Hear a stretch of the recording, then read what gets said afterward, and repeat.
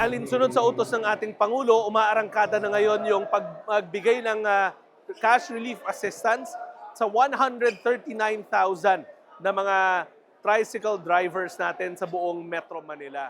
Ang layunin natin sa 3 araw, matapos kaagad ito, kaya nga alinsunod na rin sa utos ng ating Pangulo, pinabilis ang proseso. Ang hihingiin na lang, ang titignan na lang, driver's license and photocopy ng driver's license. Wala na maraming tanong, wala na maraming requirements. Kaya inuna natin yung mga tricycle drivers ng Metro Manila kasi una, napakarami nila compared sa ibang sektor. Pangalawa, sila yung lahat naman apektado nitong pagtaas ng presyo ng petrolyo, pero sila yung talagang nararamdaman agad-agad kasi maliit yung kanilang kinikita. Ang jeepney drivers ng Metro Manila magsisimula naman next week, pati na rin yung mga ibang TNVS drivers natin. Ang tulong pinansyal na to ay manggagaling sa Assistance to Individuals in Crisis Situation na program ng DSWD. Kasi ang pagtingin namin sa kanila, hindi nila mga tsuper, kundi mga individual na nalubhan ng naapektuhan itong pagtaas ng petrolyo, kaya nasa krisis na sila. Nag-usap kami ng mga kasamahan natin sa DOTR, tatapusin muna natin ang saturation sa Metro Manila kasi sabi ko nga, may jeepney today, this week, tatapusin ang tricycle drivers. By next week, papasok na ang jeepney drivers, ang TNVS drivers. So ang goal natin sana by the week after or right after Holy Week sa mga provinces na tayo. Na yung fuel subsidy nila, ibang programa to. So talagang whole of government, habang tumutulong ang DSWD sa anggulo ng social welfare, yung Department of Transportation naman tutulong sa subsidy sa fuel. So these are 2 separate programs that you can avail of. Sa ating mga kasama na mga namamasada ng public utility vehicles, alinsunod sa utos ng ating Pangulong BBM, sisiguraduhin natin na matulungan lahat ng naapektuhan nitong pagtaas ng presyo ng petrolyo.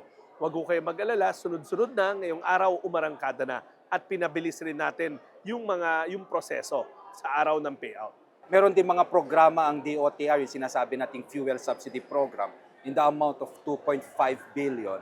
And what I want to emphasize also yung libreng sakay, yung service contracting. Ito yung parang love bus ng ating Pangulo. Ang direktang makikinabang dito is the commuters also.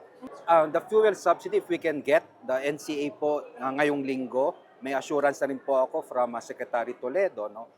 We can start the rolling out ng ating fuel subsidy by last week of March of this year po. Sisimulan natin ang pagbibigay ng subsidiya pagdating sa ating mga bus operators, no? Kasi po hindi po sila naisama dito ngayon sa ating AIX, and this will be a nationwide program also. So ang mangyayari po, it will be a simultaneous and parallel effort and activity between DSWD and DOTR po. Lahat naman po ng ating mga transport modes mabibigyan, no? Ang ating mga bus operators and drivers, andyan din po yung mga jeepney operators, kasama mga taxi, kasama yung mga school services. Ang rule of thumb po namin ngayon, basta po kayo ay regulated ng LTFRB, kailangan masama kayo sa fuel subsidy program. Kung kayo naman ay hindi regulated, mabibigyan pa rin po kayo. Ano ba yung mga hindi pa regulated ng LTFRB at ng DOTR? Tulad po ng ating mga motorcycle taxis, no? Yung sinasabi natin mga angkas, Move It, hindi pa po yan regulated. Nag-aantay pa tayo ng batas, no? Meron din po yung delivery riders natin. Hindi po sila regulated, ay tulad ng mga Lala Move, Food Panda. Ganun pa man ang kautusan ng Pangulo, lahat dapat mabibigyan.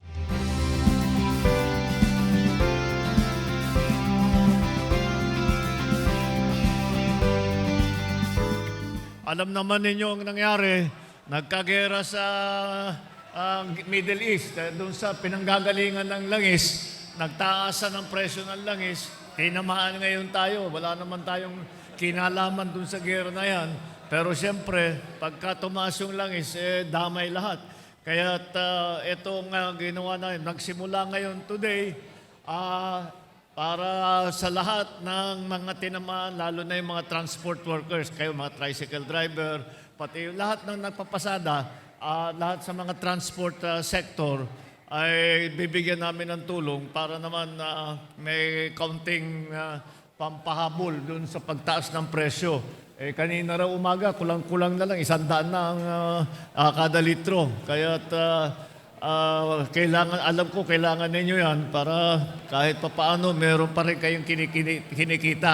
Dahil pagka wala ito, napakahirap na masyado. Ito ay patuloy namin gagawin at hanggang ganito pa ang sitwasyon.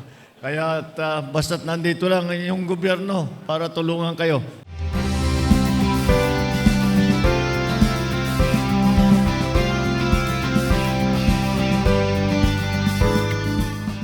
Napakalaking tulong po nung ginawa nyo sa mga tricycle driver at lalo-lalo na inuna kami ni Presidente ngayon dahil kami po yung pinakakawawa sa buong transport na napakaliit na ng kinikita, tumaas pa yung gasolina. Siguro ngayon mga 100 na lang, 80 mauuwi namin. Nung hindi pa tumataas, nakakauwi siguro sila ng mga 500 hanggang 700. Ngayon wala na, mga abutin na lang ng 150 yung mauuwi nila eh. Legit po lahat ng mga tricycle dito yan. Wala pong kolorum dyan. Tuwan-tuwa po sila, Mr. President, sa ginawa nyo. Inuna nyo kami ngayon. Noon, malaki na 700 na nauwi ko sa bahay. Ngayon hindi. Sapat lang. Ngayon nagtataasan pa. Kami nagtataas ang presyo sa toda namin. Kasi mahirap na rin yung mga taong sumasakay sa amin. Kaya maraming salamat po sa blessing itong binigay sa amin na sa toda namin na nabigyan kami ng ayuda